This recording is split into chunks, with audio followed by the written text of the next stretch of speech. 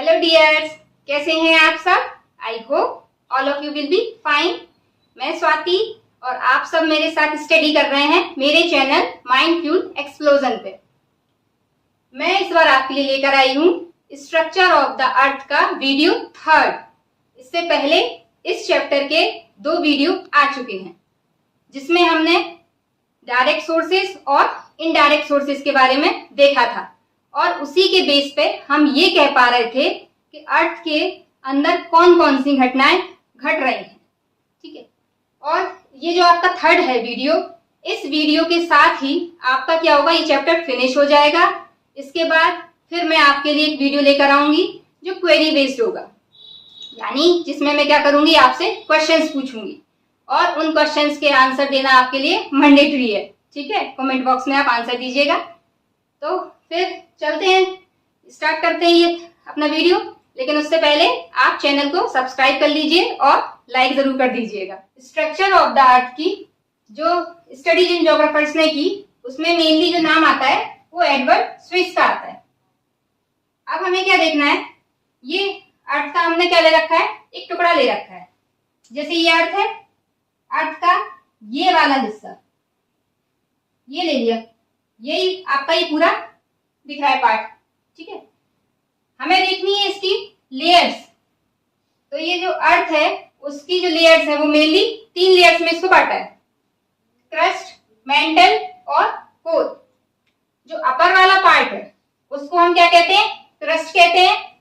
जो मिडिल वाला पार्ट है उसको मेंटल कहते हैं। यहां से यहां तक दिख रहा है ये वाला पार्ट, ये ठीक है, यहां से यहां तक ये क्या है, आपका मेंटल है, ये वाला रीजन। और सबसे इनर वाला पार्ट मतलब अंदर वाला, उसको क्या कहते हैं, कोर। ठीक है, ये वाला हिस्सा क्या है, कोर है। तो 3 हिस्सों में मेनली बांटा, क्रस्ट, मेंटल और कोर। अब 1 बाय 1 करके हम इसको देखते हैं। ये जो क्रस्ट है वो क्या है, अपर वाला पार्ट। इसकी जो एवरेज डेप्थ होती है मतलब गहराई कहां तक होती है, 24 किलोमीटर तक। जिसकी जो डेप्थ है वो वेरी करती रहती है, हमें हर जगह एक जैसी नहीं है। जो ओशियन वाला क्रस्ट वाला पार्ट है वहां पे क्या है, जो इसकी डेप्थ है वो केवल 5 किलोमीटर तक ही है। वहीं जो कॉन्टिनेंटल क्रस्ट है यानी ये वाला हिस्सा, ठीक है, ये अलग अलग बना के दिखाया है आप लोग को समझाने के लिए। तो ये जो दिख रहा है कॉन्टिनेंटल क्रस्ट, उसमें इसकी गहराई कहां तक है, 30 किलोमीटर तक। और सबसे ज्यादा जो गहराई है वो कहाँ है आपकी, माउंटेन्स वगैरह पे।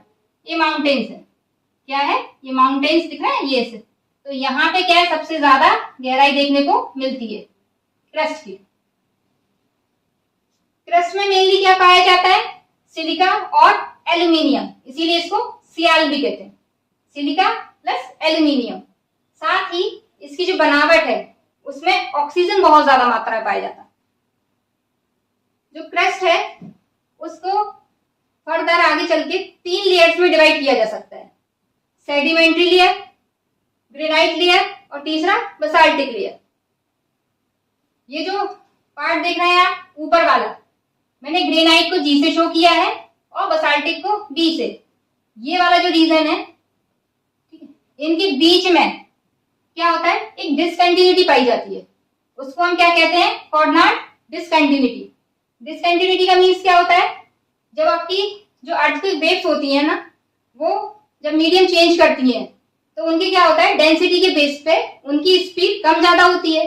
तो जब उनकी स्पीड चेंज होती है तो वहां पे क्या हो, डिसकंटिन्यूटी देखने को मिलती है। तो इस वाली डिसकंटिन्यूटी को हम क्या कहते हैं, कोऑर्डिनेट डिसकंटिन्यूटी। और वही इसके बाद आपका क्रस्ट के बाद आता है मेंटल। तो जो क्रस्ट और मेंटल के बीच में भी डिसकंटिन्यूटी देखने को मिलती है, उसको हम क्या कहते हैं, मोहोस डिसकंटिन्यूटी या फिर मोहो डिसकंटिन्यूटी। तो ये आपका क्रस्ट वाला पार्ट आपको समझ में आ गया। क्रस्ट वाले पार्ट में क्या था, मेनली बस यही है कि ओशियन वाले क्रस्ट में क्या है, गहराई जो है कम मिलेगी, कहां तक है, सिर्फ डेप्थ 5 किलोमीटर तक। ओशियन के अलावा जो कॉन्टिनेंटल क्रस्ट है वहां पे इसकी डेप्थ ज्यादा बढ़ जाती है, कहां तक हो जाती है, 30 किलोमीटर तक। सबसे ज्यादा कहां देखने को मिलती है, माउंटेन्स पे। और क्या पाया जाता है ज्यादा, सिलिका और एल्यूमिनियम। और जो बनावट है उसमें ऑक्सीजन भी बहुत ज्यादा पाई जाती है। और 3 लेयर्स में हम इसको डिवाइड कर सकते हैं, कौन कौन सी, sedimentary layer, granite layer, basaltic layer. अब ये जो बसाल्टिक लेयर है ना, वो मेनली आपके ओशियन क्रस्ट के नीचे पाई जाती है, यहाँ मिलती है। और इनके ग्रेनाइट और बसाल्टिक लेयर के बीच में कहाँ पे, कॉन्टिनेंटल क्रस्ट में, मतलब पूरे इसमें। ये इसको क्या कहते हैं, इस वाले डिस्कंटिन्यूटी को कोऑर्डिनेट डिस्कंटिन्यूटी। वहीं क्रस्ट और मेंटल के बीच की जो डिस्कंटिन्यूटी है उसको क्या कहते हैं, मोहो डिस्कंटिन्यूटी। अगला आता है इसके बाद से 30 किलोमीटर से लेके 2900 किलोमीटर तक, ये वाला रीजन कहलाता है आपका मेंटल।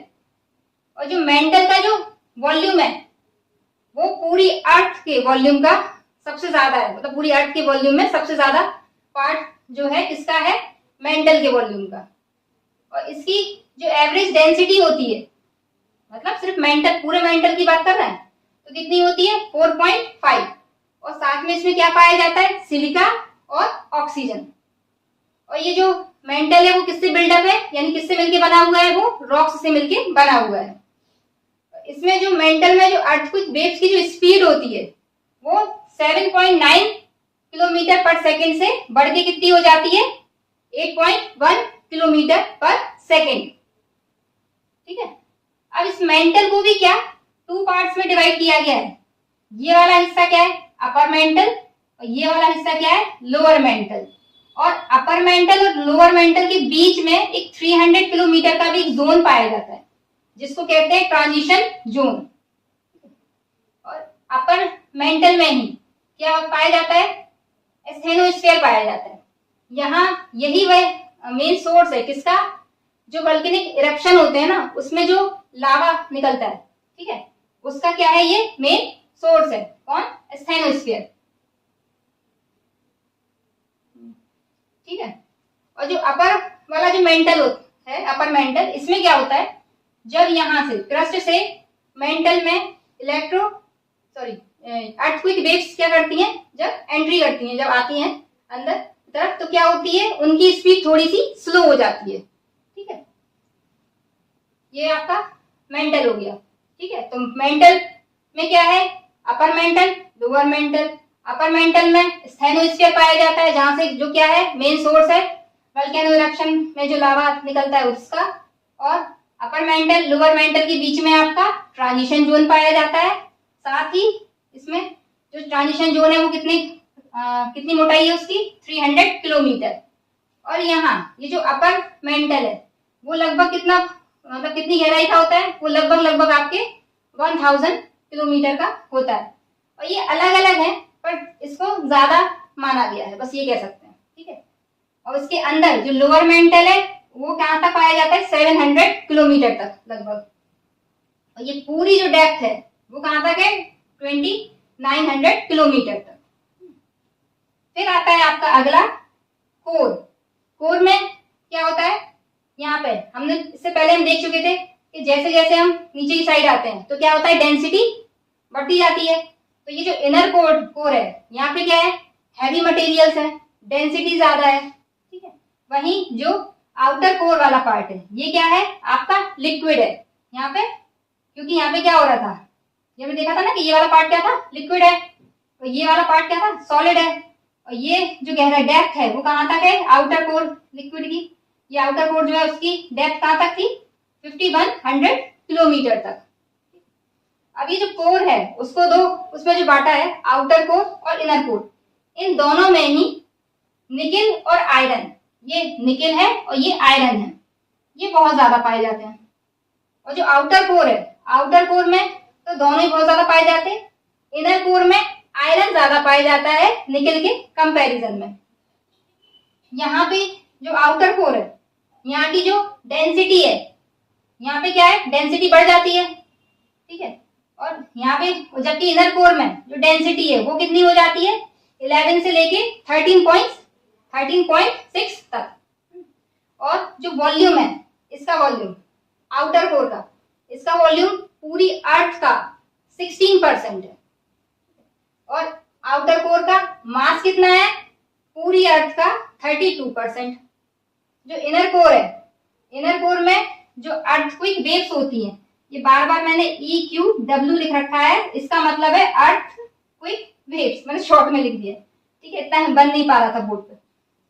तो ये जो इनकी अर्थक्वेक वेव्स की जो स्पीड होती है कहाँ, इनर कोर में, वो कितनी हो जाती है 11.22 किलोमीटर पर सेकेंड, ठीक है।